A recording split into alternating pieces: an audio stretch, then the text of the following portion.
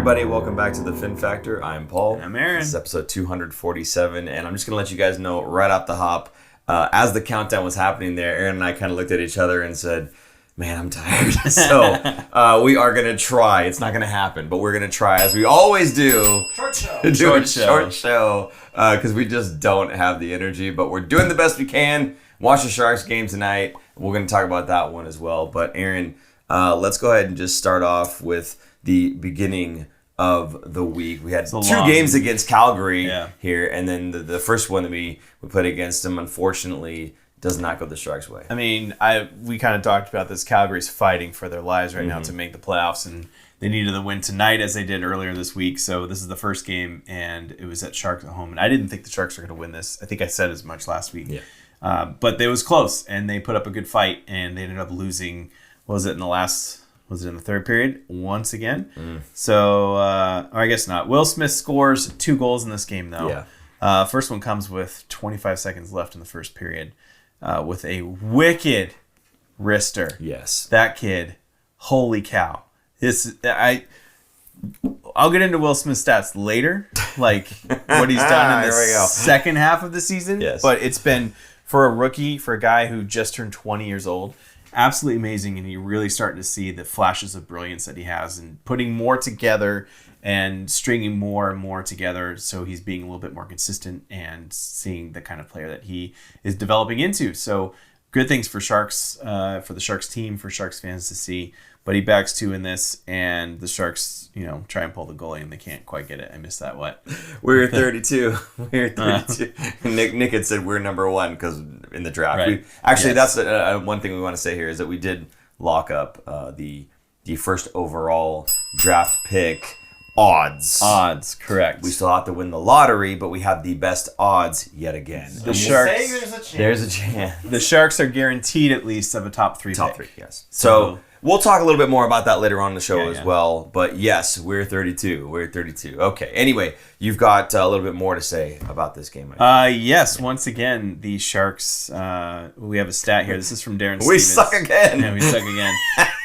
Darren Stevens, a great follow on Blue Sky. If you are on there, check this out. He does a lot of cool stats. Sharks are 17-10-4 this season after leading in the third period. The 10 regulation losses are the most by any NHL team since this stat was first tracked in 1979-80. Sharks have 8 regulation losses this season after leading through 2 periods, which is the most in the NHL, and a single season franchise record for the Sharks. So, not great, but how many of these did they have last year? Not a lot. Okay. I don't have the number. I'm just saying. They're close. Yeah, exactly. They're a lot closer in these games than they were last year. It's progress. We are seeing the progress. They're not getting blown out. They're fighting hard. In fact, the next game I'll talk a little bit more. Or 2 more games I'll talk a little bit more about that. I'll be honest. The 17 in that stat, the 17 wins, is what blew my mind because I figured it was way less than that. The way that the season has been going and how many close losses we've had. Right, the 17 there was actually a bit of a shocker for me. This game was, I felt like the Sharks were doing well, and Calgary, same thing tonight. They go into that second period, into the break. Calgary's coaches are like, dude, it's the Sharks. You guys want to make playoffs? You need to go out there and do everything correct and no mistakes. Get the job done, and let's get out of here and get our points. And that's what they did. They came storming out the gates in the third period. This is where the Sharks need to lock things down and figure out. Good teams find ways to win, right? Bad teams find ways to lose. This was one of those games yet again, which I just read through that stat from Darren Stevens. You take half of those games that they lost. Let's say they shut it down and they win all of those games, right? They learn how to shut down other teams. Maybe lose 1 or 2 of those. This is a very different team in the standings, and that's kind of where they're progressing. That's my whole point about this is next year they're going to be better than they were this year. They're on their way up. They're no longer tearing down the team. They're going to be adding things. This will probably be the last trade deadline that they just had where they're going to be trading away people. Now we might see them add people instead. So just kind of showing that there is hope. The team is going to be getting better. You said that they'll be learning to lock it down like in next season, right? don't forget, too, guys, they're going to be buying some of that experience as well in the free agent market, right? Yes. And they may actually even trade a little bit for it. As Mike Greer had said, we have some prospects that maybe we're not going to end up using. We have some picks that maybe we're not going to end up using, trading those assets now. A little bit more Doug Wilson-esque, taking assets and going after win now properties, if you will. Yeah. And again, not having the young guys learning it necessarily, but having guys come in with that experience. Obviously, the younger guys are going to learn that along the way as well, but that's not the only thing that's going to get them there, closing out these other games. And I think when we get to later on, not in this show, but at the last show, I think, of the season, Aaron's going to do a bit of a breakdown between last season and this season, showing that, yes, we were still number 32, but it's a very different team, and it's much more promising. It just kind of showcases how bad last year was. Yeah. Because we improved a lot, and we're still that's how bad we were. It was a very low bar last year, to clear. Very low. So, they thankfully crossed that hurdle and didn't make it worse or make it lower, right? Yeah. So we don't say hurdle on the show anymore, by the way. Sorry. It hurdles too much. So. Oh, I was, a lot last, month, and dad jokes. I got them. Oh, I miss that guy. Moving on. Moving on. Sharks, Minnesota Wild, 15 goals. A barn burner. I think this was Minnesota's last home game, which was Marc-Andre Fleury's last home game as he played in this game. Just trading punches back and forth. Yeah. So the Sharks were actually down at one point in the third period, 7-4, and they came storming back. This is what I'm talking about. This is the last 2 weeks of the season, right? What do they have to play for? Exactly. Like, if anything, we want the Sharks to lose to lock up that top spot. But they're fighting, and they're playing hard, and they came back with a vengeance in this game. This game, I had a couple things that I was really, really very angry about. Okay. One, Macklin Calderbrini gets a hat trick in this game. 18-year-old in the league gets a hat trick in the game. Adds another 2 assists. Yeah. Has a 5-point night. Sounds amazing, right? How amazing is this? Let's take a look at the stat from the NHL. How amazing is it that an 18-year-old had a 5-point night? The most points in a game by an 18-year-old in NHL history. Macklin Calderbrini at this list, adding his name to this list. Connor Bedard did it last year. He had a goal and 4 assists. Not as impressive. Yeah, no hat trick Ryan there. Nugent-Hopkins, 5 assists. Cool. Ilya Kovalchuk. Wait, are you sure that says Ryan Nugent-Hopkins? Because that sounds like a Lane Hudson. No. 5 assists. No. No? Okay. Ilya Kovalchuk, 1 goal, 4 assists. This was back in 2002. Dale Hawerchuk. Blah, blah, blah. 2 days before I was born, 3 goals and 2 assists. Jack Hamilton, back in 1943, had 4 goals and 1 assist. What was going on in 1943? Any ideas? There was a war going on, right? Yeah. So all the NHL players were gone. Yes. So they had an 18-year-old filling in, and he got 5 points against non-NHL players. Right. That makes sense. Yeah, okay. His name is on a very short list. Yes. A very short list. Yeah. Sharks end up losing this game in overtime. They tie it and they go to overtime, right? Yeah. They lose in overtime. There's 3 stars of the game. Of course. 3 stars of the Game. what? 3 stars of the game. Of the game. Not 3 stars of the Minnesota Wild. Exactly. Not 3 stars of the winning team, of the home team. Right. Just of the game. Here are the 3 stars as picked by the Minnesota Wild for this game. yeah. Are you going to post it? Do we have it? We don't have Are it? you going to post my Blue Sky post? All that build up. Fail. There it is. Fail. Joel Eriksson-Ek, deservingly 4 goals. Yes. Absolutely first star. Matt Boldy, 4 assists. Okay. 4 assists. That should be the 3rd star. Kirill Kaprizov, 2 goals and an assist. 3 points. Yeah. 3 points. Which is still very good. Sure. But it ain't a hat trick and +2. And an 18-year-old doing it on the road. Yeah. This just, it makes me so mad. Like, are you kidding me? Are you absolutely kidding me? By the way, on the road, all those, was it 5 people on that list of 5 points as an 18-year-old? Kovalchuk's the only one to do it on the road, other than Calderbrini. So Calderbrini, everyone else did it at home. Okay. Is my point. Calderbrini did this on the road. Absolutely astonishing for an 18-year-old to get 5 points. Yeah. And with those 5 points, puts himself right back in the Calder race. Yep. Jumped over Michkov, because both Michkov and Hudson at that point were kind of stagnant. They didn't have many points in the week. So he completely redeems himself and puts him back in the race. Are we frozen there? Oh, are we frozen? Super Producer Jason, we good? Is our video good? Just want to check real quick with you guys. See Nick saying what the heck. So Yeah, I think we're good. We good? Yeah, Okay. we're good. I think that was All right. my feed. Okay, good. All right. Fantastic. Just want to make sure Yep. we're all good to go. Anyway, yes, 100%. It is ridiculous. It is. And this is one of the things where it's like you wish that it was somebody who was impartial, right, to come up with that list. Right. But that's just not the case. And unfortunately, again, an accolade that kind of gets passed over. But at the same time, so what, right? I think we all know who the better player there was, who the most deserving guy there was. And if they want to pretend like he doesn't exist, okay, fine, so be it. But, it doesn't take away from his performance whatsoever, right? I think you take a look at just how amazing the player is, how amazing the stat line was, right? And it doesn't diminish anything that some guys from Minnesota don't include him on their special list. That's fine. I mean, even in that game, Will Smith had a goal and 4 points in that game. Still more points than Kaprizov. Who had 3 points. Yes. Right? Like... And more impressive than the no goal, 4 assist, whoever that player was. Boldy. Yeah. Boldy. Okay, there you go. Yeah, so anyway. It to me, like, the actual thing, who cares, whatever. It's a Right. disrespect thing. That's what I don't like. Yeah. And especially it's coming from Eastish Coast East-ish Coast. coast. team. Yeah. I was, There it is. I was, a lot last, month, and I feel like I could hit the buttons at the way right time. way Okay. too early for that tonight. That's how tired we are. It's just, it adds to the East Coast bias to me. Yes. And it was very upsetting because you just saw greatness happen. An Yeah. 18-year-old's getting 5 points on the road. That should absolutely be celebrated.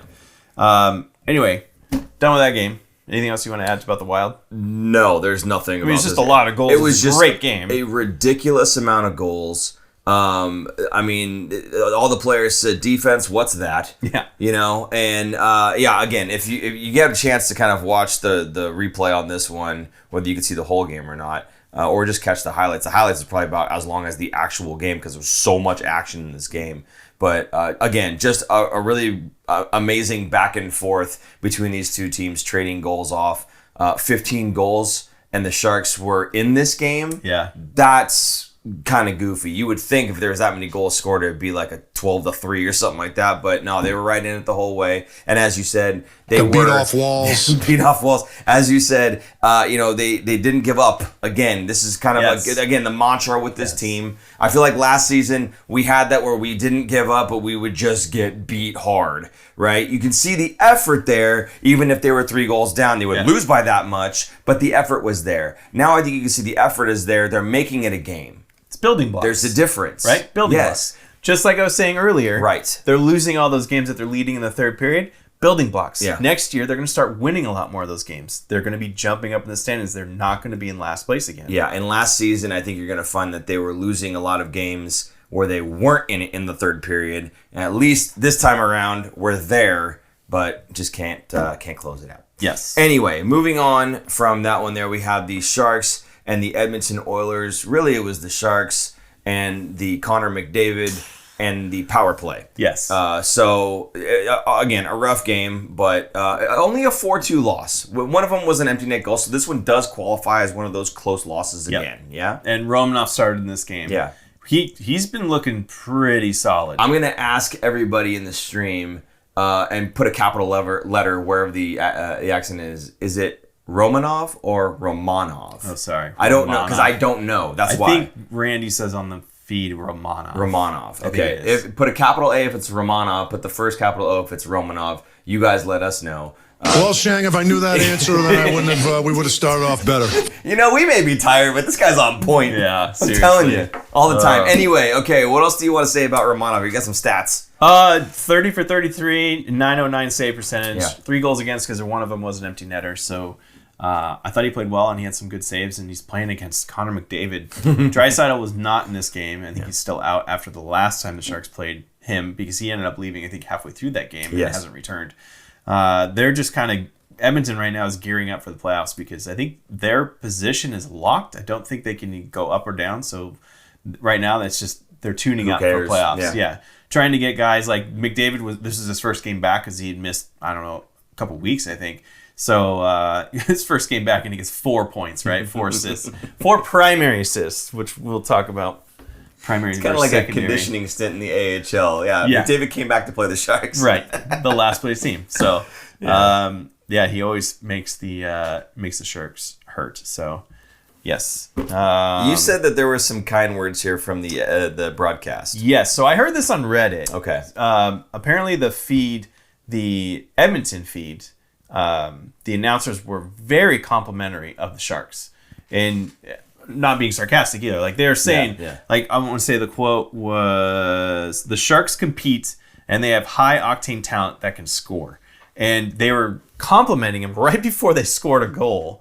So it's actually, if you watch the highlights on NHL.com or on their YouTube channel, it always takes the home feed. So it's Edmonton's feed, and you can hear them talking and complimenting about how much this team has improved, and then boom, they score a goal. Nice. Like the Sharks scored a goal. It was cool to hear it. I read first on Reddit. I didn't know about it until I saw it on there, but they were saying how they were just being very complimentary of the Sharks, and they're also one of the broadcast crews that are always high end, like kind of how Randy and Drew always get voted towards the top of the league of being the best announcers. Edmonton's right up there with them. So good guys, and my whole point, the whole takeaway of this is other people outside of the Sharks are recognizing that the Sharks are getting better. Yeah. They're competing more than they were last year. They're still in these games, and you have to really you have to work hard to get your points out of the Sharks. Last year, I don't think you had to work that hard. Yeah. We're seeing less and less backup goalies this season than we did last year. So they're starting their starters against the Sharks. They know Calderbrini, they know Smith, they know Eklund,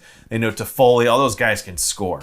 So there's more respect for the Sharks. Yeah. And that makes me feel better about the Sharks. Even though they are still in last place, they're earning respect around the league, which I feel like they've been lacking the last couple seasons. Will Smith getting his 18th of the season. I do have a question now, and this is again for you guys. Is he going to get to 20? Because we've only got 2 games left, right? He is on fire right now. He is on fire right now. I think he absolutely gets to 20. Okay. And let me know in the chat here, guys. We will be watching that too. I want to know how many of you folks think that he climbs in there and gets 2 more goals here. Because, he has been on a roll. Points-wise, the kid's on an absolute roll. Again, I have my issues. But when it comes to generating points, Will Smith has been absolutely doing that for, I think, the entire week. He's grabbed points. He's on a pretty long streak. I think today it kind of broke off because he didn't get anything today, but he's been on a pretty good streak of getting points. I'm gonna look right now in his last 5 games. Yeah. Goals too, not just points. Yeah. Goals. In his last 5 games, he's got 5 goals. 5 if you get game logs there, you'll see the whole thing. But regardless, just look at the amount of points this guy's picked up, and just like the last little bit here, he's absolutely been finding these soft spots. I noticed this about Will Smith. My issue when he has the puck remains. Whenever somebody gets too close, he gets panicky and he throws the puck away. I saw it tonight. He grabbed the puck on the wall. It was him again. He sprinted out ahead of everybody else. Kind of the whole cheating for offense thing, but he gets the puck in the zone and someone's attacking him near the blue line and he just turns and wings this thing across the rink. And it looks like he's making one of these amazing no, he was just flinging the puck. So that for me is still kind of a bit of a red flag. He doesn't want anything to do with anybody attacking him. He just wants to get rid of it when someone gets close to him. But he has a really good knack for finding these soft spots and being very quiet about it. He sneaks into these areas where they're not paying attention to him, and then all of a sudden the puck comes onto his stick, and his release is fast, his release is accurate, and it is quick. Yeah. The goal in this game, specifically his wrist shot, beat him short side, I think it was. He gets the puck, I think off of a turnover, and shoots it before. Or maybe that was one against Fleury. I'm trying to remember now. Okay. Honestly, it doesn't matter. They're kind of so fast and so quick, and the look of the goalie just I just got beat because they got beat short side, which you're not really supposed to get beat on. So he is his shot is NHL elite. He is up there. So he's going to be a fantastic goal scorer, especially on the power play when he has more time and space. And that's just it, You see him on the power play, and he's operating on that left wing side, right? And I mean, he getting the puck there, and he's got the time and the space. And if anybody crowds him, he just goes right back to the point. Mm-hmm. Right? He's got his safety valve, and if that's taken away, he just rims it down low. Right? But that's where for me, that's where Will Smith does his best work. Is when he's on the power play. He's got the space. There's a lot less pressure to deal with, and when there is, he's got his outlet valves. Right? You know, he reminds me, and this is going to sound terrible, but he reminds me of LeBanc. When he's running the power play, right? The time and space. Yeah. And he's either shooting or he's making a play and passing it to somebody open. Obviously, he's way better than LeBanc. Remember, LeBanc, his special was going up the right wing boards, and if someone got too close, which what he was trying to do is bring that winger down with him so that he can go off the boards behind his back to Burns, who now doesn't have a winger in his way, and then Burns can rip it on net. That's what that whole play was all about, right? So, in the same way, yes, that's what LeBanc had. He had his outlet when he felt pressure, right? But yes, absolutely, Will Smith, a far better player than Again, I wasn't LeBanc. Comparing those two. Absolutely, apples. Absolutely. But my point is, I can definitely see the offense. Right, yes. I could definitely see him gathering points, him working with other players that are going to do some of the work that he can't do yet. And I'm hoping in a few years, yes, again, he's only 19, but I'm hoping in a few years 20 now. He gets 20. Sorry, he's 20. Yeah, he gets over that. That I don't know if it's a fear necessarily of that contact, but you can see it when you watch the games. He really doesn't want anything to do with anybody getting on top of him, right? He wants to get rid of that puck as soon as he can, whether that's shooting it or passing it, whether it's a good pass or an oh my God grenade. He just wants to get rid of the puck before somebody hits him. Mm-hmm. And I noticed that a lot. But again, when he has the time and space, he's doing this and he's making you pay for it. That's why I was saying earlier in the season, you cannot give Will Smith, if you're the opposing team, you cannot give Will Smith that amount of time because he will make you pay for it. Interesting note here from Peter St. John. Oh. Just remember, guys, that the great Patrick Marleau had 40-ish points his rookie year. What did we do before we went live? We just took a look, yeah. I was like, you know what? I want to see what Patrick Marleau did in his 19-year season because he started at 18. Yes. His very first season, he was 18, obviously. 13 goals, 19 assists for 32 points. This is Patrick Marleau. Right.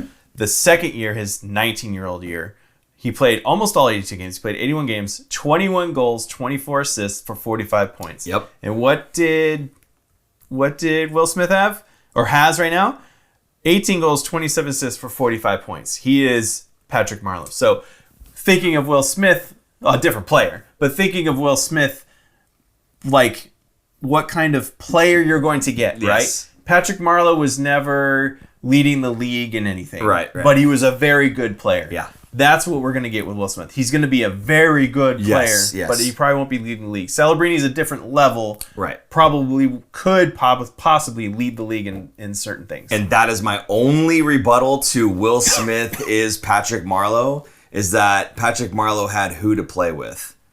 And Will Smith has Macklin Celebrini on his line, right? So that's my only rebuttal to that. I'm not saying Will Smith's not a good player. Well, Marleau came in the season. He had Owen Nolan, Vinny Dampus, Teemu Solani for a year. Yeah. So like he had good players. He had good players around him. Right. Yes, but Macklin is he's on another level. He's only 18 years old. He's on another level. I agree. So I'm just saying that. Now again, if you give Will Smith the puck and he's got time and space, prepare to take a minus, right? I mean, that's kind of what it comes down to. His shot is too good. His passing ability is there. Again, when he's calm, when he has the time, his passing ability is there. When you rush him, that's when it all starts to fall apart. Mm-hmm. But anyway, were we even talking about Will Smith? Or were we talking about a game? We were. He has 18th because he has 18th goal.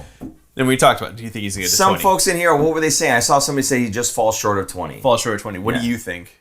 2 games left. 2 games left. I do think he falls short of 20. It's Vancouver and Edmonton. The 2 games. Yeah, I think he falls short of 20. Not to take anything away from his... See, here's the thing that gets me too. Oh, he's not a 20-goal scorer. It's kind of like the whole thing with Noah Gregor. Yeah. It's the whole thing with Noah Gregor. He's not a 10-goal scorer. Yeah, but 9 is pretty close to 10. Yeah. If you're saying he's not that great because he's not a 10-goal scorer, well, it's only one off, right? I think he's going to get... I think he's Dustin Wolf. Yeah. Oh, okay. He's got 28 wins. He's got 2 games left. if he gets to the 30 game win plateau, well then he's in the conversation. Okay, what happens if he gets to 29? Is he not in the conversation now? No, he's out. It has to be 30? Yeah. It has to be a nice round number for our human brains to comprehend? Yes. Come on. Round numbers sound great. It does. It sounds great, but it doesn't make that big of a difference. You get to the 20 goal club. Whatever. You're not allowed in if you don't get to 20. I'm starting right now. The 19 goal club. Oh, that's dumb. Get on with it. Okay, fine. We will get on with it. Okay, so what else did you want to say about this game? Nothing? Good. That's it. Sharks, Calgary, 5-2 loss with an empty net goal tonight. Yeah. Does not qualify for the close. Here's a question for you, though. Yep. If they had scored one more goal and it was a 5-3 loss with the empty netter, but they scored after the empty netter, would it still count as a close loss? Ooh. I'm assuming it would, just based on stats, and they're not going to look at how. Yeah. Just how many just kind how of thing. many, So, I think it would be. They probably just look, they take total goals minus empty net goals, and then go, that counts. There you go. Of note in this game, however, and this is a guy that we love seeing on this team, Tyler Toffoli. Yes. Picks up his 30th goal of the season for a trash team like this. And a free agent. This is what I'm saying, guys. A free agent who signed a 4-year deal to come in and immediately put down a 30-goal campaign. I mean, this is just what Tyler Toffoli does, but to do it on this team, fantastic. And again, we talk about next season's free agents, and everyone's going, why would anybody want to come to the Sharks? They are terrible. They could go anywhere else. They could, but if the money is there, and I don't know about the contract. The money is there. The money contract length will be there. I meant for the player. If the money is there for the player, the money's there. We have the cash to spend, right? They have to spend cash. If the money is there for that player, if they can come to terms, right? And the length of the contract and everything makes sense. Yes, absolutely. A free agent is going to look at this team and go, I can see that they're on the up and up. I can see where they're going, and I see that Tyler Toffoli did the same thing that I'm thinking of doing. Peter St. John just brought up a great point. Yes. There are bonuses that they get paid out on. Okay. For getting certain goal plateaus. 20 is probably one of them. Okay. 30 is probably one of them. Toffoli just hit. Yeah. Probably got an extra Lamborghini now because he hit some bonus thing, Yeah. So that's a good point. That's why I think Will Smith is going to get there, because he's making the league minimum because he wants to get he needs incentivized to get paid, right? with a Lamborghini. Yeah, well, he's not going to get Lamborghini money. I feel like that's in the contract though. That's not just an automatic, right? So there's certain performance bonuses. I think it's relative to where you are in the league and where you are, bonus, but that's negotiated plateau. Yes, that's negotiated and built into each contract. I'm not that's sure not about just rookie contracts. That might be a general thing for rookies, for the entry level contracts, because there's different plateaus that you have to hit, and then you hit certain bonuses. That's why it's kind of weird when you look at Cap Friendly. There's a block set aside for bonuses because those do count towards the cap, I believe. I don't know how that all works, but it's weird because it's rookie salary. It's entry level contracts when they only get paid $925, I think is the top. But then with bonuses, Calderbrini and Will Smith, they can get maybe like $2 million or something total, which is an extra $1 million, double what they had. So depending on how much they make, I'll look that up next week. Yeah, for next week's show. I doubt it's that high, but we'll take a look and see. Well, the bonus increments were $500,000, like for each, you hit 20 goals or 60 points or 50 points or whatever, that's $500,000. You hit another one, it's another $500,000. You win the Calder trophy, I'm sure that's a bonus too. So he's going to want that Calder trophy. All right. Speaking of rookies and whatnot, we have clinched the best odds in the draft lottery. And the reason I say rookies, obviously, because we'll be drafting a very high-level player. Now, I do have a question, or a couple questions I think about this one. And one of them is, given that there's not a number one consensus generational talent like Macklin Calderbrini, right? You've got kind of this like top four, right? And any of these teams, there's not like a best available, I'm going after Calderbrini. Doesn't matter. There's not like I'm going after Bedard. Doesn't matter who's there, what our needs are. That's the absolute best player. He's a generational talent. We're going to get him, right? They've got this mix of like 4, maybe 5 guys that are kind of in that conversation. So my question is, does it really even matter if we end up with the first overall pick, apart from trading it away? and the value that's right now I think the consensus is Schaefer, which is a defenseman. Right. Right. I think that's kind of any team's going to want him. Any team who gets the first overall is probably going to take him. From that point on, I think it's kind of a crapshoot. To me, it's like the 2022 draft. Okay. So 23 is Bedard, 24 was Celebrini. Mm-hmm. So before Bedard, the 22 draft, the top 10 was a mismatch. Like, everyone thought Shane Wright was going to be the number 1 overall. Yes. He ended up going 4th overall to Seattle. So Montreal shocked everyone and took Slavkovsky. New Jersey. Oh, I can lie, it was, a lot last, month. Waiting for it. I noticed you stopped talking for a second. I knew it was coming. Hit the button. New Jersey took Nemec after that, Okay. which has been in the rumor mill for a while that he's going to get traded. Logan Cooley went 3rd to Arizona. Yeah. I can't believe that Seattle passed on Cutter Gauthier. I know. Probably because I knew he didn't want to go there. Yeah, I guess. Yeah, could be. But the Sharks, that was the draft that first draft that Mike Greer was hired. He was hired the week before, or the day before. Okay. 2 days before? 2 days before. And he traded down and got Philip Beested at 27th overall, I think it was. So I think it's going to be a draft similar to that, where all the experts have their board, and then it's like, it's just going to go all over the place. I don't think it's going to be so much as an order, whereas last year I feel like there was an order. I mean, obviously there was Celebrini, but even some of those defensemen, like they got Dickinson at 11th. Yeah. I think they were expecting him to go higher. Yeah. So even that was a little bit kind of off, but it's going to be a weird draft. So yeah, I don't know. I wouldn't even be surprised if the Sharks get if they lose the lottery and they end up with 3rd overall, would they trade down? Because at that point, who cares? What?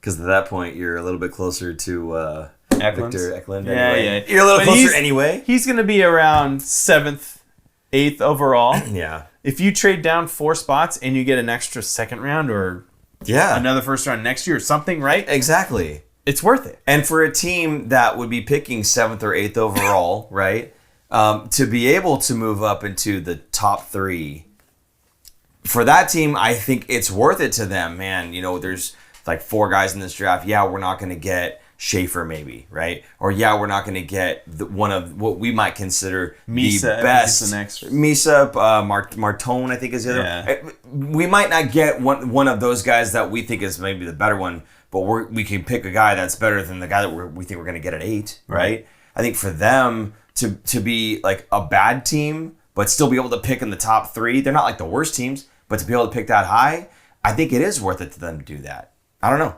Yeah. So my question again though, does it really matter? Now, you had said that you think Schaefer's probably going to go 1st overall regardless. Yeah. Here's my take on this one. If Chicago wins the lottery, I don't think they take Schaefer. No, I think they take any forward that matches with Bedard, because you can't have sad Bedard anymore. Misa's not a playmaker. He's more of a shooter, right? I don't Goal think scorer. Bedard cares. If anybody can put the puck in the net and make him smile. He needs an elite playmaker is my point. Well, that's like the top playmaker forward available. Sure. I don't know. Chicago needs everything. They do need their everything. Rebuild is garbage. But the first thing they need to do is make Bedard happy. That's the first thing. You're laughing, but I'm dead serious. I'm laughing because Ben and Gunsry just said trade the first for Sad Bedard and maybe he becomes Happy Bedard. Yes. But that's what Chicago needs to do, is make sure that he's happy, or they've got a whole nother issue on their hands, right? Yeah. Lord Blackstrom just said Schaefer would be a good fit for the Sharks, or do you go for a more offensive player? To me, the Sharks forward group, the top 6 at least, pretty much set. Yeah. I don't think they need to add to it. I mean, obviously, if it's something falls into their lap, do it, and you can move some pieces later. But I think they have their top 6 are pretty solid. Their bottom 6 needs work, but you're not filling that with your top 10, top 3 pick. Absolutely. Yeah. So their defense needs work. They have a top goalie prospect. Yep. The defense is kind of where they need. They have Dickinson. That's kind of their top blue. I'm not saying it again. Their top blue chip prospect for defenseman is Dickinson, who's going to be good, but they need at least 1 or 2 more of those. So that's where I think they need to focus their stock efforts of high-end draft picks. Yeah. Okay. I think I had another question about this too. Is there any chance that we're dead last next season? Bringing that up because of the 2 first within 5 years rule, right? So that rule is if you win the lottery and you're not first overall like they are now. So last year being dead last and this year being dead last don't count towards that rule. I see. So what they could do... you have to move up into first. Yes. So if we have... Sharks had first last year. Let's say they win the lottery, or they don't lose their spot in the lottery this year and they get first overall again. They could win the lottery next year and get first overall, and win the year after that and get 4 first overall picks in a row. Jeez. It could happen. Not plausible, but it is possible. So that's where the rule comes into play. You have to actually move up and win the lottery. Well, then that question, I don't even need to answer that question because what I was thinking about with that one is completely irrelevant now. Were you going to say trade it away or something? Well, my guess what I was saying was if they end up picking first overall this season, if you think that we're going to be in last place next season, it would be better to be have the first overall then, because it sounds like there's more of I think it's McKenna, right? He sounds like he's the guy. Like he's going to be the talent that comes out of this draft over and above everybody else. Like he is the consensus. Now again, it's very early. Other people can emerge, but right now, let's pretend if that was the case, then it seems like it would be better for us to have the next season as opposed to this season, where 4 different players could potentially go number 1 overall. So who cares which one you get, right? So anyway, we were going to go on to Logan Couture. This is an interesting one, right? Yeah, really strange. He scrubbed his social media account of...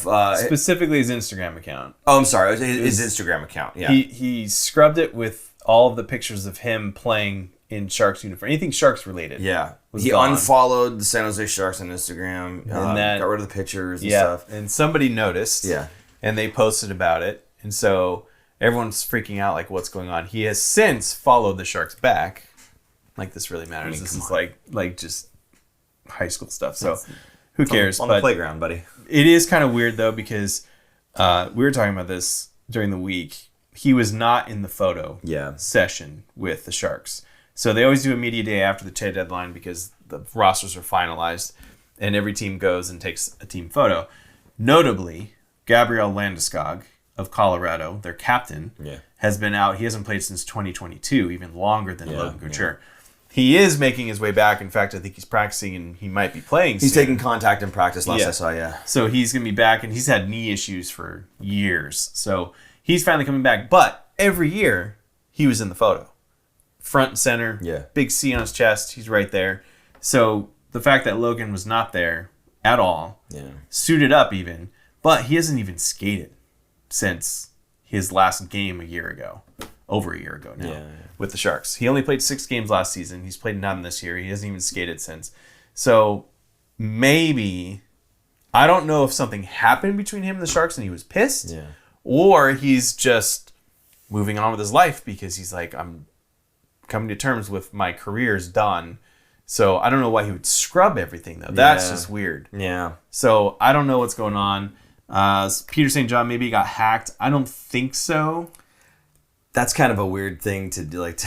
If he was, he certainly would have come out and said so on his page. Exactly. So I don't think that was it. So I'm not trying to read too much into this. Yeah. But it was just an interesting kind of thing that happened this week. And weird because it's coming from the captain. And all year long we've heard Greer or Warsofsky, kind of deflect when they asked about when they were asked about Couture, they would deflect and say he's still our captain until he's not in uniform anymore. So I still think, going back to what I had said earlier, Calderbrini is going to be the captain. Yeah. I think he's going to be the next captain, but they're just going to roll with multiple alternate captains until they're ready to name a captain.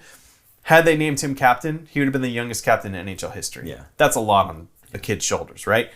Even if he starts next season and he'll be 19 and starts as a captain, still would be the youngest captain in NHL history. Wow. Connor McDavid was like 19 and 200-something days or something like that, right? So if he was named captain halfway through or 3/4 of the way through next year, then he would not be the youngest anymore. So that's the timeline, right? So if he starts next year as captain, that's he'll still make history. Yeah. So that's why I think they're just kind of pushing it off and not doing anything. Keeping Couture, I think they needed Couture's cap hit for the league, which is why he wasn't on long-term IR. And because when you go on long-term IR, it comes off your cap. So I think they needed him, and I don't know. And also, like, it could be to do. We don't have to get back into this and stuff, but I'm done ranting. I'm done ranting about this. Any thoughts on Couture? Honestly, like, for me, it's interesting that, because if it's, again, assuming it's not like some sort of a hacking situation or whatever, it's interesting to me that you would go through and do that, right? Now, again, it could be a big, like, middle finger to, right, the whole situation, that maybe he's like, you're maybe he's being told, hey, we don't need you as the captain. We want to take the C off your jersey. Well, hey, I'm still, a member of this team. You guys don't have me in the picture day. Maybe he didn't want to be there. I don't know. Again, total speculation here. But it's just interesting that all of that kind of went down. He got rid of all that stuff. And then all of a sudden, he starts following everybody back. Like, he has like a change of heart or something like that. Now, again, I don't know if he was angry at anybody, or as Aaron kind of hinted towards, maybe it was kind of more therapeutic for himself. Right. This is me coming to terms with where I'm at in my career, and I need to just kind of purge. And then maybe he got the backlash and was like, you know what? Maybe this isn't the right way for me to go about going through those like emotions or whatever. Right. This is still a part of my life, and he has it all back in. Now, once again, 100% just spitballing. I don't want anybody thinking that we're coming up with what happened here, because we're not. No. I'm just saying trying to make sense of it, in other words. I mean, put yourself in his shoes. He's worked his butt off his entire life to get to the NHL, right? You're growing up playing hockey. You're traveling all over the world to play, and you're doing all these things, and you're putting in all the work. You make it to the NHL. You're an impact player at the NHL level. You're the captain of a team at the NHL. And then all of a sudden you get this injury and you can't even walk. You're done. You can't even get out of bed, right? Yeah. That is life-changing. That is hard. That is really hard to deal with. Look at Robin Leonard, right? I guess he's still on the Vegas Golden Knights. I don't even know. He hasn't played in a couple seasons, and that was all mental health. Yeah. And kind of the same thing. Like, you just, the mental part of this game is, I think, harder than the physical part. When we look at we heard as much, right, from Jamie Baker. Well, Jamie Baker, yes, but in the interviews that we did with the three young players, Jack Thompson, Henry Thrun, and Colin Graff, one of them, I cannot remember which one. I think it was Thrun, though.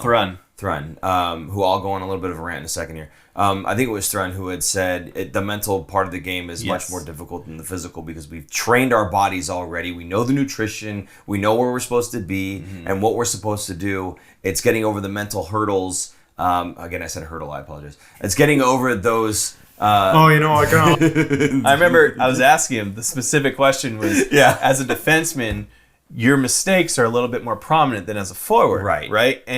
But you only have like a day or two at the most you're going to the next game. Yeah. And you have to just mentally be like, I'm not going to do that again. Right. Put that in the back of my head for later. Keep moving, keep going. Plus the grind of the NHL. Physical, that's fine. But as you said, the physical part is your bodies are ready. So it is all mental of trying to move on from one game to the next after mistakes. Because it's a game of mistakes. The whole NHL is a game of mistakes. Hockey's a game of mistakes. Just like our show. You limit that was YouTube's mistake. We've established this. But anyway, talking about the mental side of the game, again, that was kind of going back to Logan. So I hope everything's okay with him. Physically, I don't think he's going to get any better, unfortunately. But in terms of the mental side of it, I hope that the unfollowing and then the refollowing and all this other stuff, again, this seems like playground stuff. But I hope that all that isn't indicative of some sort of mental health type of thing there. We wish him all the best, of course. And there's more ways to be involved in hockey than playing it. Certainly being a part of a coaching staff, for instance, or a development coach or front office work. There's lots of different ways that he can still use his expertise and help the Sharks organization out and not have to go moving anywhere else or whatever. So, again, we wish him all the best. Anything else? No. You good? Okay. Let's move on from that one. We got the roll call question. Aaron, fire away on the roll call. Roll call. Tell us what city you are watching us from, and do you think Calderbrini revived his Calder chances, especially after his 5-point night? Also, if you are watching this later and not with the live, you can also answer this in the comments below. Tell us what city you're watching from, because we love reading about that, and I think it's pretty cool because most of them are international, and I think that's awesome. Some Sweden, some Australia sometimes. Thailand. We're all over the place. Yeah, everywhere. So, So answer the question in the comments. Thank you very much. Yep. Okay, what do you think, Aaron? We've got, we're going to talk about this because we're going to enter into... Calder Watch 2025. Right now? Yeah. Yes, right now. Not.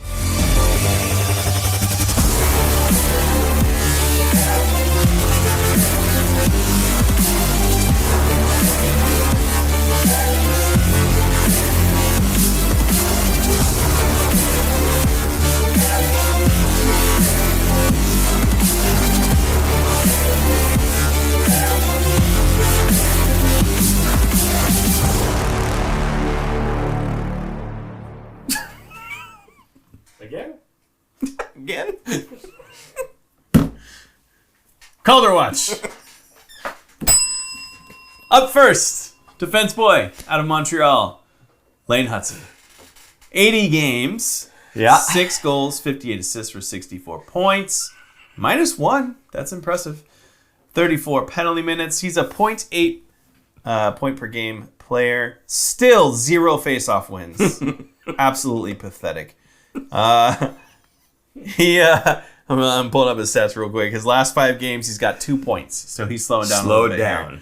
Slowed down big time. So he is currently in the lead by 2 points because right behind him is our boy, Macklin Celebrini. The youngest, almost youngest, 18-year-old to get 5 points in a game. He has 68 games, 24 goals, 38 assists for 62 points. -29. Half of that is off of empty net goals against. .91 points per game. His face-off win percentage, 47.8 as an 18-year-old is insane. And behind him in Philadelphia, slowing down as well, Matvei Michkov. He has, in 78 games, 24 goals, 36 assists for 60 points with a -17. In his last 5 games, he's got 4 points. He had no points in his last game. 1, nothing, and then 2 points. So he is, I wouldn't say slowing down. He's on pace.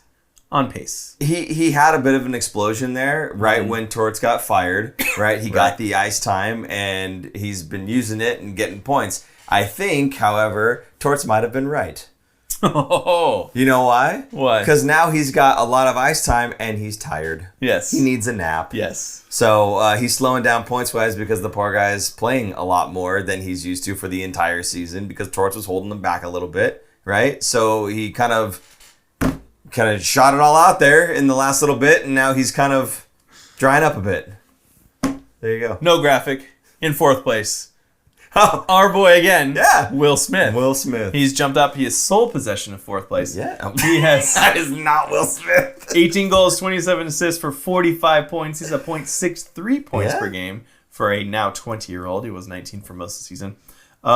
Interesting enough, his face-off percentage is a more normal rookie percentage of 36.7. Yes. That's what you'd expect to see out of a rookie. Yes. Which makes Macklin's 47.8 even more impressive. And that 36.7, I think, has probably gone up a little bit to get closer to it. Because at the beginning of the season, it was absolutely hideous, atrocious, his face-off percentage. He's brought it up just a little bit, which is nice to see. I don't know where he's taking the face-offs, though, to be honest with you, because he's been playing on the wing, and I don't think they're getting kicked out of the draw that much that he comes in to take a draw. Yeah, I don't think he's taking as much as he was earlier. Because in the beginning, he was playing center. Now he's playing right. Just for reference, Connor McDavid was a 41.2% his rookie year. Right. So not too for far reference, behind what's Connor McDavid at this year? 47.7. What did you just say about 47? He's, yeah. 47.8. He's better. 0.1% Better in the dot than one of the best generational talents the game's ever seen. To be fair, 51.1 last year. Connor McDavid. Okay, fine. Yeah. Obviously. Whatever. Yeah. So he's only got one season under his belt, man. Come on. No, I'm not discounting. He's gonna be fine. Fifth place. Who's in fifth place, Paul? The people want to hear it. Cutter Gauthier. He's been passed by Will Smith by 2 points. Yes. 20 goals, 23 assists for 43 points. Good rookie season. Yeah. It's a great rookie season. He had 20 goals as a rookie. That's impressive. Yeah. And looking at, you could tell he's more of a shooter because, I mean, again, 20 goals, 23 assists, right? As opposed to, I think it was, Will had 18 goals and more assists, right? It's generally you get, a good amount of goals, but your assists are even that much more than that. Yep. But he's almost 50-50, Cutter is, which is nice. I don't know why we're talking about Cutter other than for me to say the name. But good on him, and you can see what type of player he is. He is a goal scorer first. Yeah, go ahead. Kellen Foster, I think 5-point night for Calderbrini in the last game of the season versus Edmonton secures his trophy. I think his 5-point night, putting him on a very short list of 18-year-olds that have done it in the NHL, gets him the Calder trophy. I think that's wrong because obviously Minnesota didn't see it that way. Because they were like, you know what? We're not going to give him a top 3-star because he's already going to get the Calder trophy. Oh, is that why? Yeah, they're like, we might as well give Kaprizov something to make him feel good about himself for only getting 3 points and 8 goals in the game. Yeah. You would think Kaprizov would have had a 5-point night with 8 goals. Peterson John would like to know, is Dustin Wolf still in the running? Yes, very much so. If he gets 29, doesn't matter about 30. If he gets 29... Yeah, I mean, 2 of his wins were against the Sharks, so that doesn't count, okay, right? fair. That's like a half a win. Yeah. So it's really only 1 win. But he is I'll go through no bias whatsoever in this show. 52 starts for a rookie. That's pretty good. 28 wins, 16 losses, 8 overtime losses. Man, if he won 2 of those overtime, terrible. No Calder trophy for him. He does have 3 assists on the season, which I think is impressive for a goalie. That's pretty good. And 3 shutouts. I mean, again, 3 assists. Is he setting up a play? I'm joking. No. The 3 who cares about the 3 assists? 3 shutouts is amazing. I'm gonna take it seriously, Aaron. I'm gonna take it seriously. It's not enough. He's got no goals. How many face-off wins? 0 face-off wins. Absolute trash. This goalie should be dumped. So no, Peter St. John, he's not in the running. Hot take: Calderbrini first, Wolf second, Hudson third. Nick, that sounds a lot like what I had been saying. I said I think it's a two-headed race between Calderbrini and Wolf until last week when Hudson exploded and Calderbrini slowed down a bit, right? But again, somebody said the 5-point game is going to secure the Calder for him. Honestly, if it does, it's the 5-point game. No. If it's the 5-point game that pulls him that much closer in points and the fact that Hudson slowed down. He was saying a 5-point night on Edmonton this upcoming Oh, he wants Wednesday. a fight? Yeah. Okay, well. He's going to do it. Whatever. Anyway, what I'm saying is the amount of points that he just grabbed to pull within 2 of Hudson, which is great, but Hudson didn't pull away. No. That's the main thing for me, is that Hudson slowed down. The fact that he's doing this at 18, Hudson is 21, I think. Yeah. That's a full 3-year difference. What's Calderbrini going to be like in 3 years? No, my point of as a 21-year-old, he's going to be over 100 points. Yeah. So Hudson is garbage. I still don't like the whole 6 We're goals. going to get so much hate from Montreal fans. They're just going to blow up the comment section. They're asleep right now. I still don't like the 6 goals. I don't like the 6 goals. Yeah. It's ridiculous. If he had 10 goals? 9 goals. 9 goals? That would be much better? It would be much better. Yes. No Gregor count. I think Zach Werenski of Columbus is the highest goal-scoring defenseman. Okay. I think he hit 20 goals. Yeah. He's known for being one of the top goal-scoring defensemen. That's why he's on my fantasy team. There you go. But, so 6 goals is luck. Throwing it at the net and going... Again, every time we talk about the amount of assists that Lane Hudson has, I would love to know the amount of secondary assists that there were. Would you like me to pull that up? If you can pull that up immediately. Otherwise, I have another thing from StatMuse that I would like you to go through. You want to do that right now? I need you to do that for me because I don't have the typey type. I need you to do that for me. So I don't want to hear about freaking fragile, okay? So what are we looking at first? Are you going to find me the secondary assists first, or are we going to talk about stat muse first? Go ahead, do your stat. Okay, let's do stat muse. Okay, this is points by a rookie season for 2024-2025. Which we just went through. But I do want to say certain things about these different players here. So when we sort this by goals, and I apologize, my eye line is down here. I've got a TV showing me the things that I need to see. Goals. When we take a look at that, again, Macklin Celebrini, 24 goals, and as we just said, Matvei Michkov, 24 goals. So it's not like the goal scorer is out goal scoring Macklin Celebrini, the full 200-foot player there, okay? Assists, we take a look at this one. Again, among the forwards, he has the most assists, and the only person above him is Lane Hudson, which at 58, which again is absurd because he's essentially handing the puck off to other people doing the job for him. Again, we take a look at the amount of secondary assists. I'm sure it'll be high and up there. Beyond that, let's take a look at the penalty minutes. You're going to take away my thing. I'm not going to see it. Sorry.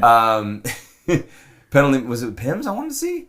Yes, it was. There was a reason. Macklin Celebrini, only 28 penalty minutes. Lane Hudson, more than that. And Matvei Michkov, more than that. So he's also taking less penalties throughout his time there. Now, granted, he had a few games less than everybody else, but again, doing the best he can to stay out of the box. Power play goals. We take a look at this one. Macklin Celebrini leading the league among rookies in power play goals with 7, tied with Matvei Michkov. But again, Matvei Michkov is the goal scorer, and Macklin Celebrini is just a good 200-foot player, right? Who's 5th on that list? And who is 5th on that list? Will Smith, baby. There you go. So beyond that one, power play assists. Now again, we take a look at Macklin. We see 14 power play assists. That's great. We take a look at Lane Hudson at 24, getting the majority of his points when there's a man advantage, right? And again, so when you have the majority of your points coming off the man advantage and you have the majority of your assists coming from secondary assists, I'm sure is what we're going to find out here. You want to see how many? Yes, I do. If you can tell me. I did it on 5 That'd be Hold on. fantastic. All strengths. Okay. Come on. He's gonna load this any second now, folks. It's coming. 58 assists. He has 25 first and 33 secondary. So, I mean, more than half of his assists are secondary assists. Now, again, I'm not trying to knock it necessarily because I haven't looked at every single one of those assists that led to goals, obviously. I haven't looked at every single one of those or anything, but when 33 of your 58 assists are coming from secondary assists. Celebrini, on the other hand, he has 38 assists, 18 and 20 are his break. So now he's switched over to more secondary because he used to have more primary than secondary. Why are you trying to knock down what I'm trying to say? Erase that from your memories. Extremely disappointing. Downright embarrassing. Game-winning goals. When we take a look at the amount of game-winning goals here, there's a couple guys that are above, but of the guys that we're talking about here, Macklin Celebrini has more. 4 game-winning goals, which is more than Lane Hudson because he doesn't score, and more than Matvei Michkov. So when the game's on the line, he's entrusted with it, number 1, and he delivers more than the rest of the guys, number 2. So there you go with the game-winning goals. Shots, this one was outstanding. I mean, Macklin Celebrini, again, the good 200-foot player who's not a generational talent, has 231 shots. And he missed 12 games. And compared to next in line is Matvei Michkov. Well, there you go. That makes sense. He's the shooter at 193. So almost 40 more shots in less games. So I just think it's amazing to me. He's pulling the trigger more often as well. It means he has the puck on his stick more often. So good on Macklin for that one. Face-offs, of course, he's the only guy taking draws. But when you take a look at the rest of the rookies in the league, he's got 1,026 draws. Who's in second place? Second place, it doesn't even... the name doesn't matter. Who cares about the name? How many? 585. So almost half. Yeah.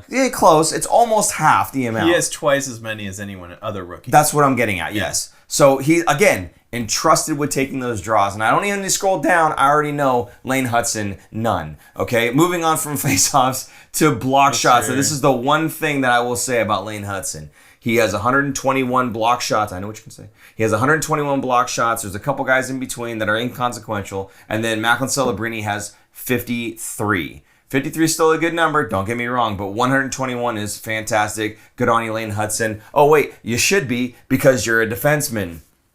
There you go. Is Michkov on that list? I don't even think. Well, he is. He's just down there. You have to don't- keep scrolling. Doom scroll. There it is. Right, 22. Kovalenko has more than he does. And I guarantee you, all 22 of those blocks, Tortorella was the coach, Oh, and yeah. now he's getting. By the end of the Right. season, that'll still be 22. Is my point.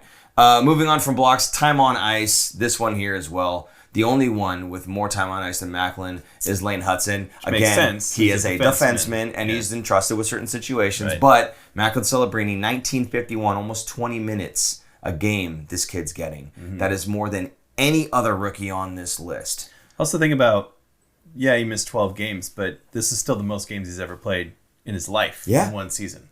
So it's taken a toll on him, Yeah. but he's still up there. He's still leading. And just last week, we said, Lane Hudson's pulling ahead, Macklin Celebrini's slowing down. Maybe it's because of the amount of games played and the high level, et cetera, et cetera. And then he comes back and slaps us in the face with a 5-point game. Lord Blackstrom, I think he missed the joke because he said Hudson is a defense and he doesn't take faceoffs. We know. It's It's a joke. yes, it's that's why we keep bringing it up, because he'll never have a face-off taken. It is a joke. Thank you for calling that one out, though. Appreciate it. There's a chance. Attention to detail. There's Well a done. chance he could take a faceoff. He could. If he's playing shorthanded. If it's, and it's a 5-on-3. Exactly. And the centerman gets tossed. Yes. Then someone has to go in there. Or overtime. If they're Or overtime, overtime, right? yeah. If they're playing with Yeah, a yeah. forward and a winger that they don't trust, then throw Lane Hudson in there. Right. Or if they've watched our show and they're tired of us slamming him for not having a face-off, put him in the dot. Anyway, how many block shots does Cutter Gautier have? I don't even know. I'll pull it up. That's right down there. Yeah, there you go. Cutter has 47. Good for him. Yeah, fifth. in That's line fifth. with Macklin at 53. So Right. right about normal, what that would be. But again, the rookie doing what's normal, right? He's out there blocking shots when it's necessary. So good for him. That's all I wanted to say. I know it was a very short amount of time spent on that. But Yeah, very little time. just a little bit. Short Yeah. show. I'm just saying. Short show. I'm just saying, when you look at just points and you say Lane Hudson for the Calder. Oh, Lord Backstrom, it's okay. You're French. That's eating. Oh, okay. Oh God, don't let us get into. I have this outrageous accent. Yeah. Yeah. To a second time. Nice. Yeah. Okay. That's all done now. Okay. There was Guys. people talking. No boy. Get on with it. We're getting. That's all done. But there were people talking because we had the roll call. So, are they optimistic about Macklin Celebrini again? If you're just looking at points, fine. Just whoever's higher. No. Oh, we got someone from Germany. Oh, good. Bremen, Germany. I think Calder looks good. From Vancouver, Matvei Michkov, I think, wins it. Get out of here. And then Nick Steelman, Sacramento. Celebrini is 2 points behind Hudson in 12 less games. He's got it in the bag. Blackstrom from Manitowaj, Ontario. Nailed it. Manitowaj, Ontario. But please don't go read that about this place. Orange County, Macklin to win. The only rookie with a hat trick this year. That's also another point. He's the only one with a hat trick. Okay. I don't think Hudson has a hat trick or even close. I think the 5 point for Celebrini is last game of the season. Oh, we already said that. Yeah, I think we're caught up. Okay. Good. All right. Cool. Yeah. Did you miss Cutter Gautier? No, I just gave it to you. There you go. Just joined. Did I finish the call? Yes, CJ, you just missed it. Sorry. Yeah, you did. You know what, though? When we're done with this, you can go back and watch the whole thing again, because Aaron is going to ask you to put certain things in the comment, and we can't wait for you guys to throw your comments in there after the live is done. It's always nice to read your comments on the once it's posted. So Yes. I had an interesting thing here. there you go. Sharks leaders in points Oh, okay. since January 20th. Can I ask why you chose January 20th? I'll though? get there. Yeah. Yeah. Okay. Okay, since January 20th, somebody was on a heater Yeah, that's on why. a 6-game point streak. 6-game point streak. Yeah. Going into the break of the, was it Four Nations? Not the All-Star game, but the Four Right, Nations Cup. right. Since then, leading the Sharks team in points, Will Smith and Macklin Celebrini, both with 30 points. Will Smith had 12 goals, 18 assists. Macklin had 11 goals, 19 assists. William Macklin, 23 points, 7 goals, and 16 assists. Tyler Toffoli, 12 goals, 9 assists. You know what? I think this is outdated because of tonight's game. I pulled this up earlier. Oh. So, yeah. Toffoli, 13 goals and 10 assists. There we go. I knew he was missing a goal. Anyway, Macklin and Will Smith leading this team in the last 2 months. ish, right? Yeah. The second half of the season. Sure. Fair to say 30 games, 32 games. So the future is teal. The young guys are leading. It's not Tyler Toffoli leading. Yeah. William Eklund is up there. Yeah. Who's also young. I was going to say, let's not forget, William Eklund is a young guy. Yes, he's You know? only 21, Yeah. I think. Alex Wenberg, I think, has been a fantastic pickup. Absolutely. And going back to Logan Couture not playing, the fact that Alex Wenberg signed not a 1-year deal with the Sharks was probably a telling sign that Logan Couture is done with the Sharks, right? Yeah. Or just in hockey in general. Maybe not with the Sharks, but just in general, done playing hockey. Yeah, you could have stopped that done. It doesn't matter with anything. Just done. Yeah. He signed a 2-year contract at $5 million a year. So I like Wenberg's game. I think he's a guy that could fit into the top 6 easily, and he does. And I think he can help the team even next year in leading with them as the veteran player at 28 years old, just not that old. Yeah. So anyway, just it's cool to see the young guys taking the lead, and then Tyler Toffoli being the dad along with the ride for the what do they call it? They saw him sleepover as the line. big brother, though. Big brother. Yeah, I know. But he's Granlund the big brother. was the dad. Granlund was the dad. Yeah. Toffoli, the big brother, having fun sleepovers on the road whenever they get a goal together. So I'm sure that's going to be their ongoing joke until Toffoli's no longer a Shark. Yes. It's funny how many, again, going back to the amount of fun that this team's having being in last place, you have it's whatever line Macklin is a part of, there seems to be a name for the line. Like there's the sleepover line. Yes. When it's Macklin with Will Smith and Toffoli. Then there's like they call it the barbecue line or whatever, which what was the barbecue The Frozen line? Four. It was Colin Graff, Will Smith, and Macklin Celebrini. I thought that was the Baker line. Hobie Baker. Oh, the Hobie Baker line. Yeah, the same thing. Yeah, they call them that. So, and then that 70s line, the 71, 72, 73, right? It just, whatever line Macklin's on, they seem to come up with some fun name for it or Because whatever, he's a great player. He absolutely, I'm not disputing it. I'm not arguing with it or saying it's wrong. I'm just making note of it. And again, it's just another season that's kind of being flushed down the toilet, but this one at least they're having a great time doing it. As Randy said, the funnest last place team you'll ever see. Yes. You have to agree with that. If you're a Sharks fan, you've been watching Sharks hockey at all, this team is absolutely fun to watch. Like even on the ice product, like sometimes it's obviously not quite there, but there are a lot of times where you're watching them and your mind gets blown on some play that happens and then they lose by 2 goals or whatever. Fine. But like it's entertainment. And frankly, again, off the ice, there's been just as much entertainment. We talk about the sleepover stuff. We talk about all the little fun things that are happening. Playing basketball, whatever, doing the TikTok thing, right? Them kicking a soccer ball and hitting Sharky in the nose or whatever. They do like fun stuff. They're having a good time, and it's good for the fans that have interactions with the socials for the team. To be able to see those things and see kind of the behind the scenes stuff that's going on, and I think it draws more of a connection with the fans. I think they did a good job of that, and people don't talk about that as much. I think the Sharks social media team, those guys are doing a great job connecting with the fan base in a season where the Sharks are in the dumps. I think the youth brings a certain amount of energy around as well. Yeah. Having both Will Smith and Macklin Celebrini together, the energy of them and the youthfulness and everything really injects a lot of energy into the entire team.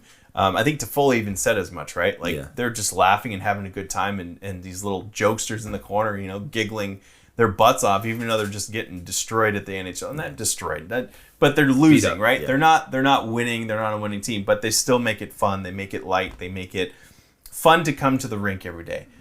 Juxtapose that to Sad Bedard in Chicago, right? Yeah, they're almost as bad as the Sharks, just a little bit better in terms of the standings. But they're not having nearly as much fun. That's why I'm saying even if Chicago wins, I don't think they're picking Schaefer. I think they're picking a forward. I think they're picking a guy that Bedard can bond with. Yeah. So that's my thought on that one. Anyway, I wanted to bring a couple things up. One, CJ says you can't talk about sleepovers and not mention the Fin Factor sleepover. Any thoughts on it? Paul can make his special meatball surprise. I don't have any recipes, and I hope that's what you're talking about. But no, there will be no sleepover. I don't know. There will be no sleepover. You guys keep talking about that. There's no sleepover. Just want to make sure that everybody understands there is no sleepover. I don't think you realize how small this set is. TV is deceiving. It looks very large. So we are in this we used to be in the garage. Doesn't it, dude? We used to be in the garage. Yeah. We moved it inside, so we are in a bedroom. Yeah. Downstairs at super producer Jason's house, and this set was originally designed to fit in here, and it fits with a matter of inches. The cameras are literally up against the wall. There's no camera person behind the cameras because they will not fit. Yes. There's The beat off walls. There's zero room. There's nothing.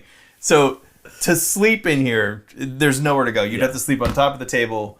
Maybe one person on the ground. You could get back there, yeah. Maybe, and that's about it. Anyway, yes, debunking. There are no Fin Factor sleepovers. Apologize for that one. I'll bring the spoons and blue milk from Disney. I don't even know.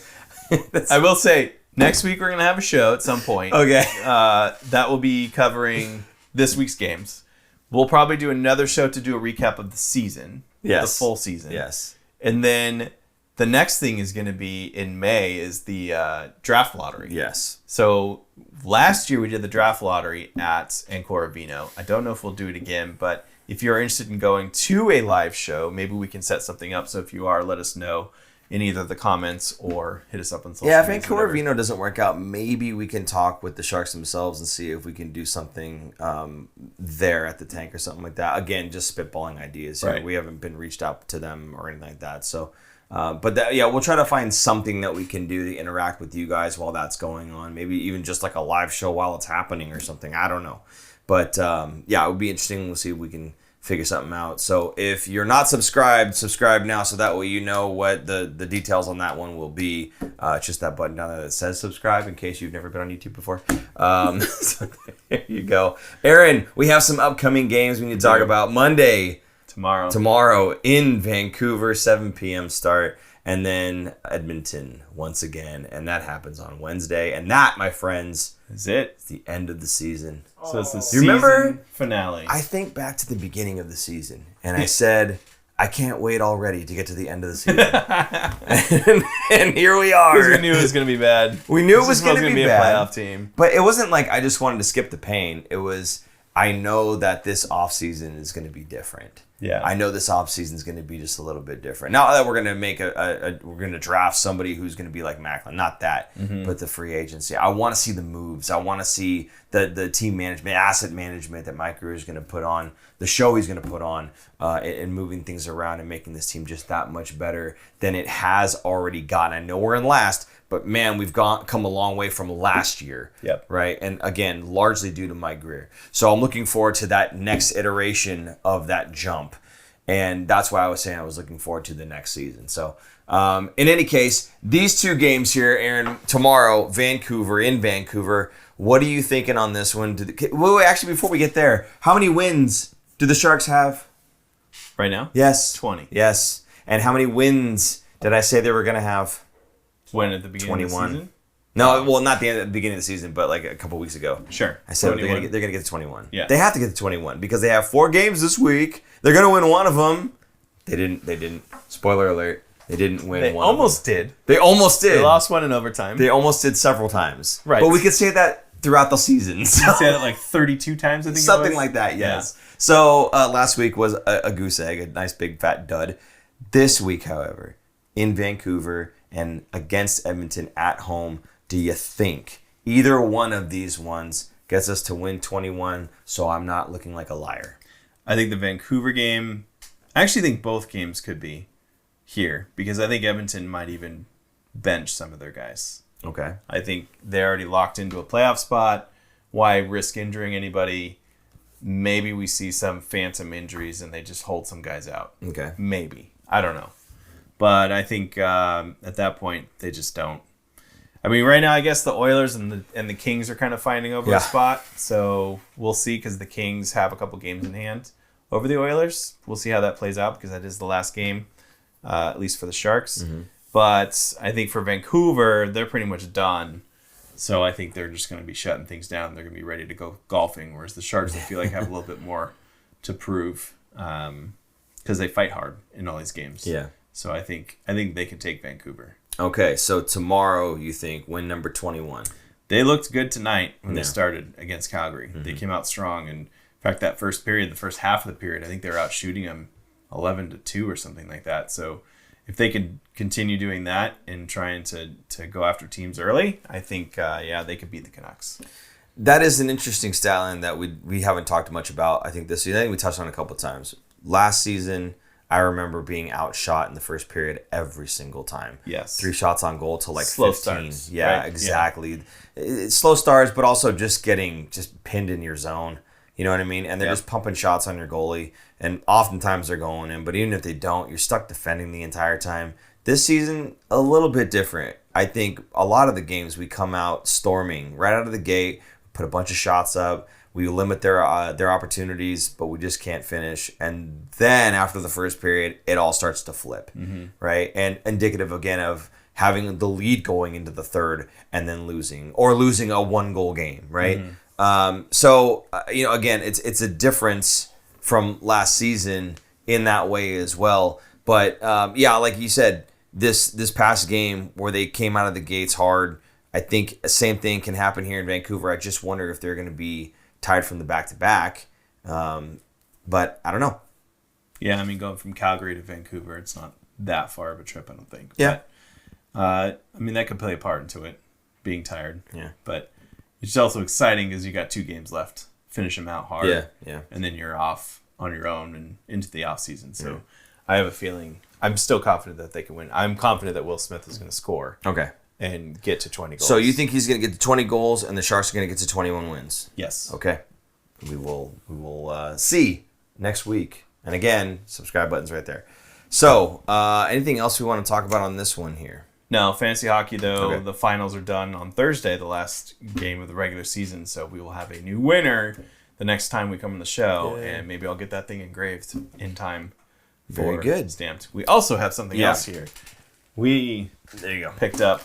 Well, credit where credit's due. I picked up Aaron picked up. some Series 2 cards. We have not opened these, and we're considering doing a show where we do I'm sorry. unboxing. Yours looks like he has a black eye because of the logo. Oh, yeah.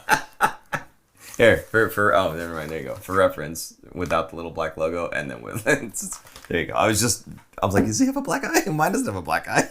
Anyway, yes. We'll be opening these ones up. I don't know what we're going to do necessarily with these. No, but I thought they were cool because the Series 2 cards have Will Smith and Calderbrini specifically in them, along with the other rookies, Michkov, your favorite boy, Cutter Gauthier, Yeah. and a bunch of other Lane Hudson in there. So who knows what we'll pull and what we'll do with them. Yeah. When we pull them, maybe we'll do some giveaways. Maybe we'll do some other stuff. So Yeah. that would be fun. Something different. That might be a member perk or something like that. Who knows? Yeah. Or maybe just a subscribers thing. So for the last time, the subscribe button is right down there. Also, as Super Producer Jason had just put right down there, if you'd like to tip us on Venmo, that's a great way to support the show. Venmo is at the Fin Factor. I'm speaking English still, which is nice. You can also go to the website. There you go, thefinfactor.com. You can pick up hats, shirts, hoodies. Someone was actually asking about the hat last show and where did you get it, and it's actually on the website there. So under the support the show link, I think you have all the products and stuff there. So we have lots of stuff there if you'd like to support the show that way. That goes a very long way, so we do appreciate that. And the last way, of course, is the super chat function. It's not Vinny Day or Nay. It is the super chat function. Anything you put in a comment there, we'll go ahead and read out live on the show.